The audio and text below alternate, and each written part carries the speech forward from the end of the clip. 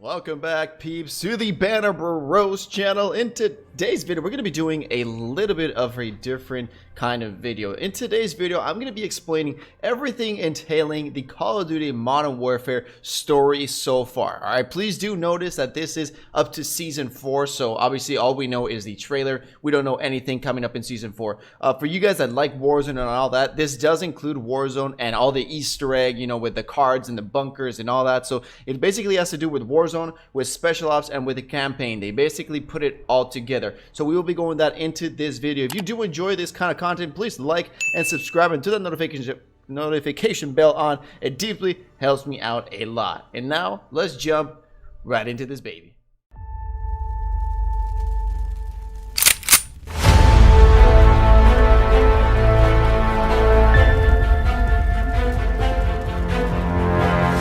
So starting off, let's go ahead and start off with probably the most important thing, which is going to be how the story begins in campaign. All right, so basically in a desperate mission at the beginning, Captain John Price and the SAS will partner along with the CIA. All right, they partner up with this force called the Liberation Force, all right, to retrieve the stolen chemical weapons from a terrorist organization known as Al-Qatala. All right, these are basically like the bad guys. So CIA operative Alex, which is basically the person that you play as in the campaign, is embedded with the ULF, or the ULF, all right, and they work with Farah. Farah is the leader of the Liberation Force, the ULF, and her brother in return for help. But obviously this assistant does come at some cost. Meanwhile, Kyle Garrick, which is the other side of the story, the other person that you play, he is a former British Army officer who joins Captain Price to engage the enemy in a widening series of clandestine operations across continent.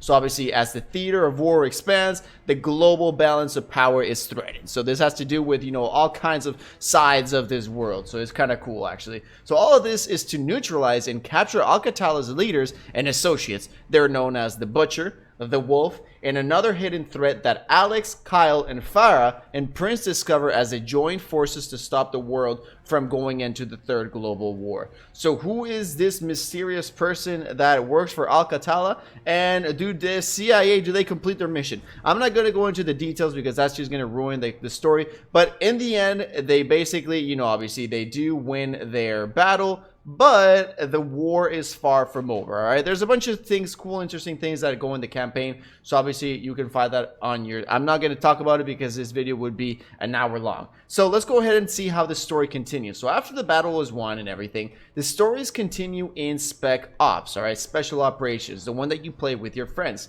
So the greater evil has taken over the Eastern Hemisphere, and it is all up to the Global Alliance Armistice, a joint force of allegiance and coalition operations led by Kate Laswell, the CIA, and Sergeant Kamarov, the FSB. So what an armistice is, if you guys don't know, is basically when two enemies or two people that don't agree really with each other, they join forces to stop a greater evil. So this is basically what happens. If you guys play multiplayer, you're going to notice, and in Warzone as well, notice that there is two kinds of operators. You can choose allegiance and coalition operators, and basically they are the Russians and the Americans, or the English speaking side, and they basically join together. They're going to join forces to stop this big global terror organization that has access to weapons and funds and intelligence. So that is basically their main goal. So in theory, this global alliance, which includes a familiar task force, all these guys that we know, was formed to stop this suddenly amplified Al-Qatala threat, which has been fortified by the mysterious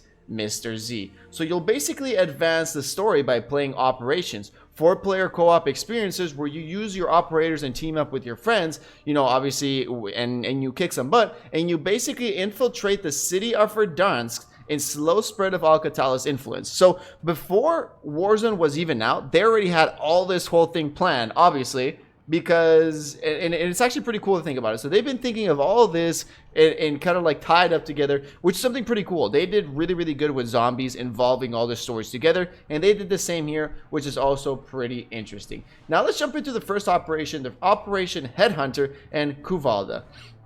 So after the formation of the armistice, our operators are briefed on their goal. They need to destroy the terrorist network targeting major threats one by one until they find and neutralize this new mysterious leader that obviously nobody knows who the hell this guy is. Who does he think he is? First, they must target Al-Malik, Alcala's Slumlord-in-Chief. Operation Headhunter brings our operations to the north edge of downtown Verdansk. Parachuting down from the hotel, they infiltrate a local block for intel, which leads to them fighting tanks and juggernauts and all these sort of things. At the end, they need to disable Al-Malik's scramblers at the stadium. So after this operation, this is where the armistice assault Al-Malik's base of operations and mark his weapons for airstrike, spiking the AQ foothold in Verdansk. Alright, so basically they do all these and they're going to destroy all these bunch of weapons. So far the armistice is working, right? They're working together. And obviously all these different kinds of operations, the story depends on whether you do this quietly or you go in full Rambo mode and destroy everybody's booty. Next up, we got Operation Paladin and Crosswind. The next pair of operations are centered around Armistice taking a deadly weapon out of Alcatala's hands before they use it to advance the chaos into Verdansk, and ultimately the whole world. In Operation Paladin, our operators go behind enemy lines, extract Dr. Linda Morales, and use her intel to hunt Mr. Z, this mysterious guy that we still don't know who he is. Benefactor and source of AQ's new arsenals, Alcatala new arsenals. While this operation is epic for its hostage extraction and APC escorting portion, it is also the first time that we learn of this mysterious Mr. Z, who is eventually revealed as a major player for Alcatala. Then, in Operation Crosswind, the Armistice operators infiltrate the Alcatala's occupied Verdansk airport. They board this hijacked plane, which is actually a pretty cool mission if you guys haven't done it, but they board this hijacked plane and recover its deadly cargo. If they are smart, they find Dawn in disguise to sneak past the enemy. Again, this all has to do whether you do this sneaking and all that, or whether you go in full Rambo mode and take everybody out. And when you sweep through the hijacked plane, you steal a nuclear core, which is again what everybody's talking about. What is this nuke? So when you do this mission, you actually do steal a nuclear core that was in this plane.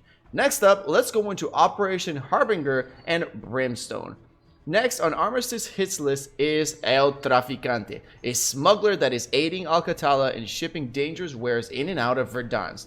Operation Harbinger introduces El Traficante through an informant as Armistice operators gather intel on the whereabouts of local informant Magi and verify his reports of a major shipment leaving Verdansk. I'm not sure if you guys listen to the seasons and all that, so some of these things are hidden in there. So again, they're just trying to see that they know that there's this major shipment leaving, but they don't know what it is. So the 4-operator fire team searches the Riverside neighborhood for intel while defending against a battalion of Alcatala forces, including multiple tanks. Then, once they know Maga's location, they engage in a pursuit with those holding him hostage. Or, obviously, if you're skilled enough, you save them before any of this even happens. Again, something pretty cool that you can decide there's always two sides to the story. So after you rescue Mage, he tells Armistice about his major shipment, linking him to El Traficante. However, there is a major problem. El Traficante's train has already left the quarry carrying explosives, so operators have to fight their way through the rail yard, recall the train, and rig it for detonation. During this operations, the operators can take control of an enemy attack chopper to provide cover as the other squad mates destroy the train. Next up, we got Operation Just Reward and Strongbox. This final pair of operations is the 8-part special ops story centers around the banker, the holder of Alcatala's purse strings. So this is basically the main dude, alright? The guy that holds all the money. So in this Operation Just Reward sets the stage for the Operation Strongbox, tasking operators at collecting cell phones in order to find the location of a high-value target, an HVT, cornering him and interrogating him. With this intel in hand, the operators hack into a server that is sending money straight to Alcatala and regroup for the Operation Strongbox. The second phase of the Armistice plans to destroy Alcatala's financial support involves destroying everything that the banker has holed up in his vault. Conduct the most badass bank heist by using stolen crypto keys to break into his bank, crack open the vault and escape the premises with enough cash to put the banker out of business. Again, this has multiple parts, kind of like a drug lord's business. You got the banker, you got the guy that moves the pieces, you got your badass like the butcher that basically chops off everybody's heads off and hands off and all that kind of stuff. So you got all these kind of different moving pieces. Now let's go into the seasons, which are known as Season 1, Season 2, Season 3, and soon Season 4. So Season 1, the efforts in co-op have sent the Alcatala army into retreat. However, the fact that the armistice is compromised of otherwise sworn enemy factions doesn't slip past Mr. C. Although the special operations proved successful, Mr. C has slowly antagonized and undermined the Armistice Corporation, which is beginning to pose an even greater threat. So obviously the bad guys didn't think that lots of bad guys or the enemies could team up together and take him down. Now, somewhere in Urkistan town, the Legion shot down an Alcatala cargo chopper carrying chemical weapons. Seeing this blast, members of the coalition were first to the scene and discovered these deadly weapons, which is this mysterious gas that nobody knows what's going on. However, once the Allegiance arrived for the investigation, a conflict over who owns the gas discovered and the down helicopter ensued. So basically they're like, no, this is mine, no, this is mine, no, mofo, this is mine. The only stokes the flame of the various factions' hostility, and they begin to view one another as threats, even as targets. So obviously the armistice that was formed, again, they were basically enemies. So they take down the gas, and now they're obviously like, you know, who's it gonna be? So meanwhile, we discovered that the new Alcatala leader, or so we think that he's a new leader, watching the action unfold from the BCH4 TV station inside Verdansk, while his followers loot the place and neutralize those trying to defend the newsroom. Now, we got Season 2, where the famous, ultimately, Ghost joins the show. So, as the distrust between the members of the Armistice has turned into violence, the commanders Laswell, Kamarov, Price, and Nikolai fight to remain order between the factions to stop a brand new full-scale conflict from developing. Price decides to send in an operator he can trust, which is our famous Ghost. In Season 2, Alcatala agents have stolen a Soviet nuclear warhead and smuggled it into the city of Verdansk. Combined with previously obtained chemical gas, Alcatala is determined to cut off Verdansk from the rest of the world. On the brink of a global catastrophe and dealing with the fall of the Armistice, Captain Price sends in Ghost to track down the location of the warhead.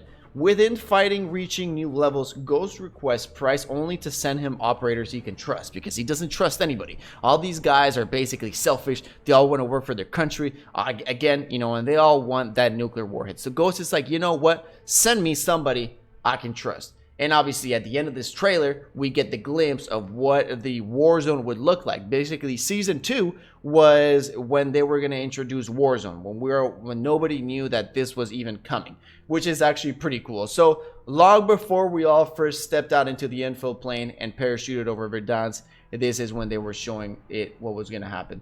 So we've played Verdansk before, which was all these special op missions, which is actually pretty cool. Next up, we got Season 3, which is the one we are today, which is Alex's shocking return. Alex was a familiar face in the Call of Duty campaigns if you played it before.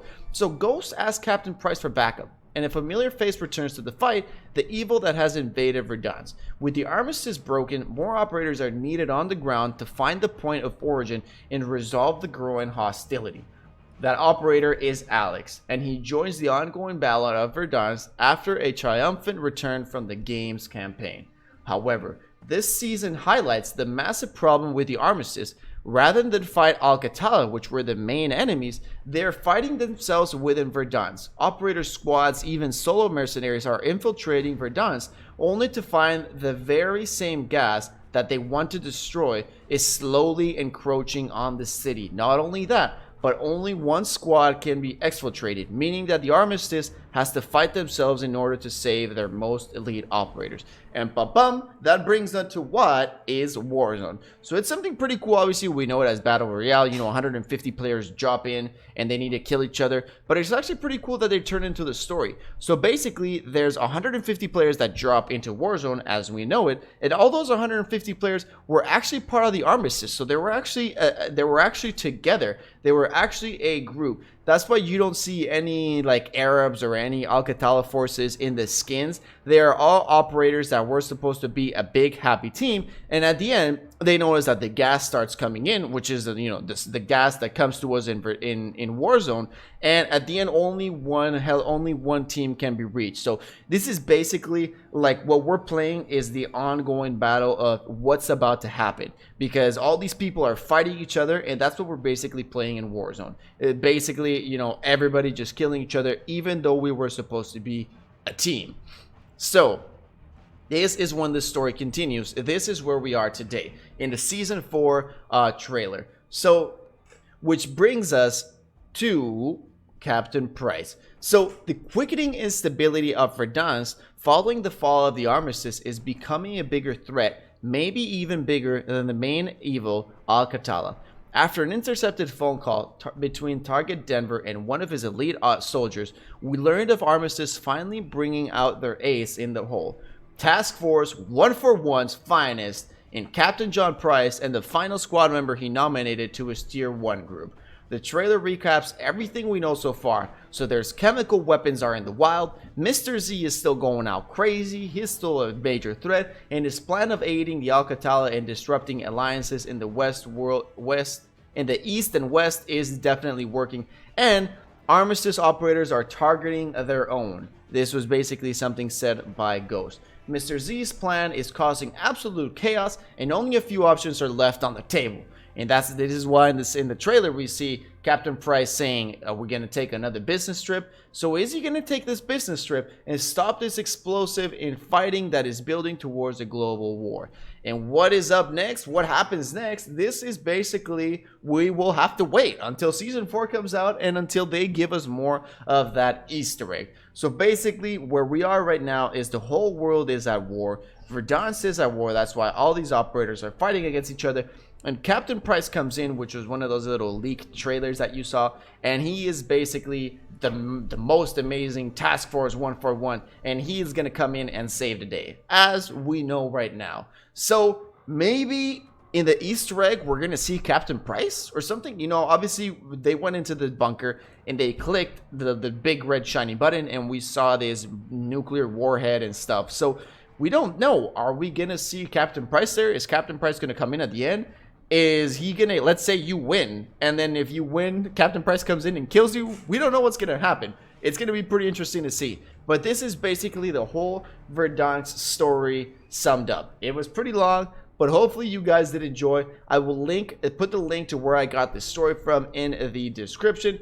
Thank you everybody for tuning in. Let me know down below in the comments what you guys think.